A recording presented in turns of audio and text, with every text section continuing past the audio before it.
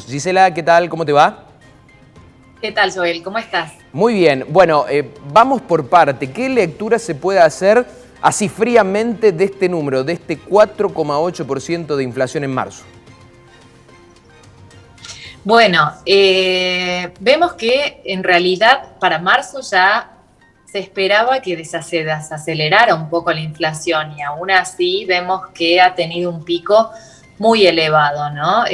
Viendo los twitters y las redes del ministro Guzmán, justamente hace referencia a que hubo un gran aumento de los precios internacionales y que esto fue uno de los temas que impactaron justamente en el índice de precios.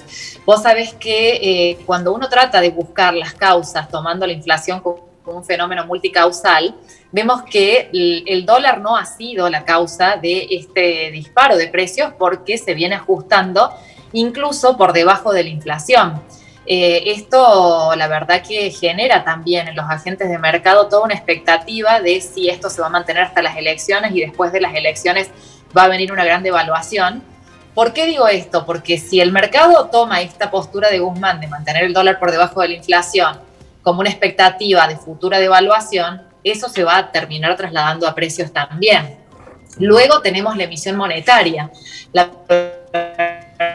verdad que el año pasado hemos visto que en el primer trimestre del 2020 se emitieron 600.000 millones de pesos en dinero para asistir con el tema de la pandemia. Ahora se está emitiendo en lo va de la fecha de 30.000 millones de pesos, lo cual tampoco es la emisión monetaria. Pero sí lo que estamos viendo es un tremendo reacomodamiento de los precios relativos de personas que durante la pandemia perdieron mucha rentabilidad y que ahora están en un momento en donde quieren ganar lo que han perdido, pero a su vez también acelerar procesos para lo que viene, porque hoy por hoy nadie sabe si el día de mañana lo van a cerrar, no lo van a cerrar, cómo va a seguir el pico de la pandemia. Entonces, toda esta situación causa muchísimas cuestiones que hacen que personas adelanten decisiones y encima quieran recuperar el tiempo perdido, ¿no? O la ganancia perdida. Bueno, en este sentido, Gisela, me parece muy interesante este análisis que estás realizando sobre aquellas personas que en este fenómeno multicausal que es la inflación, personas que están intentando recuperar o al menos generar un colchón de ganancias frente a lo que podría ser nuevas restricciones. Ahora, se esperaba que precisamente en el mes de marzo, abril, se diera una suerte de reacomodamiento porque de alguna manera las actividades habían vuelto a funcionar de manera no plena, pero en un alto porcentaje, aproximadamente el 80% de las actividades en nuestro país ya han vuelto a la normalidad. ¿Qué pasó? Que el flujo de dinero, el flujo de movimiento nuevamente de consumo no alcanzó para frenar esta impactante ola de inflación. Y bueno, acá tienen que ver también otros factores que, bueno, primero el reacomodamiento de la economía, ¿no? El hecho de que empiece a crecer ya empieza a generar también el aumento de la demanda, un aumento de los precios también, ¿no? Como veíamos, el tema fiscal también es otra cuestión que tampoco el ministro Guzmán la ha mantenido dentro de ciertos límites porque los salarios de los empleados públicos se ajustaron por debajo de la inflación, los gastos también se estaban manteniendo a raya, o sea que déficit fiscal tampoco fue. Yo lo que sí veo acá es que, primero, ¿no? Por ejemplo, el trimestre pasado, fines del trimestre pasado, hubo un gran reacomodamiento de los alimentos y también la carne, producto de que estábamos saliendo. En el verano, reacomodamientos de los precios que tuvo que ver con todo lo que es el circuito turístico, los espectáculos públicos, transporte, todo lo relacionado con el movimiento. Ahora vemos que el gran impacto tiene que ver con el retomar las actividades escolares y todo lo que tiene que ver con educación y distancia.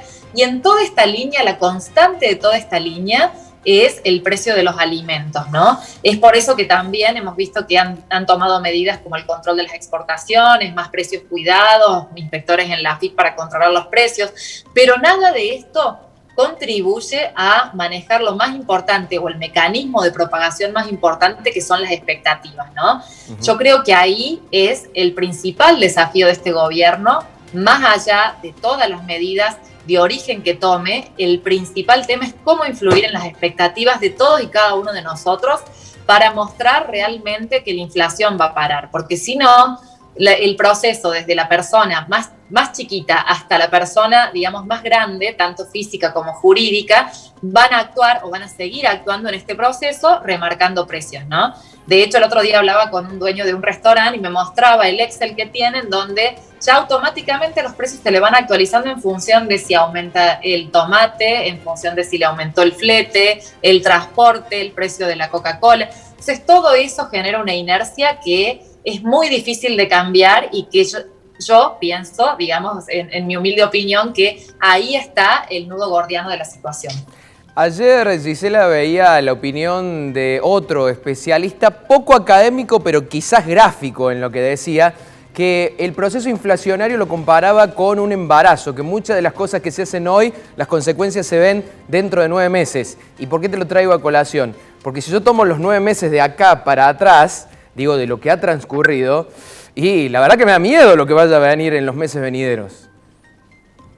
Bueno, acá justamente tiene que ver con eso, ¿no? Porque esa frase está teñida de esto que yo te decía, de lo que tiene que ver con las expectativas. En definitiva, es como que se termina cumpliendo la profecía autocumplida, ¿no? Todos pensamos que, entonces actuamos por si las dudas y finalmente se termina dando, ¿no? Y esto tiene que ver con el embarazo al que hacía referencia. Claro, sin dudas. Flavia. Gisela, en relación a tu postura, a tu conocimiento en la materia económica, ¿cuál es tu proyección hacia fin de año? ¿Vamos a llegar? Bueno, llegar seguro, pero ¿cuánto vamos a pasar el pronóstico del gobierno nacional, del ministro Guzmán, con respecto a la inflación, este 29% que quedó simplemente en una mera utopía?